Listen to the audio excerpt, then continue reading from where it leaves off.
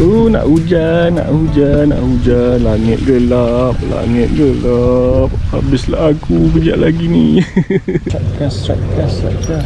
Strike. Tilapia.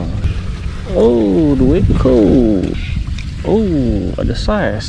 Tak ada ke bangla-bangla ke Nepal-Nepal yang nak laut ni. Tak nampak pula bangla tu hari ni. Time aku dapat nak bagi, dia tak ada pula. Time aku kumpau, dia ada. Jelah kita tengok apa yang setakat aku dapat adalah sikit bersaiz.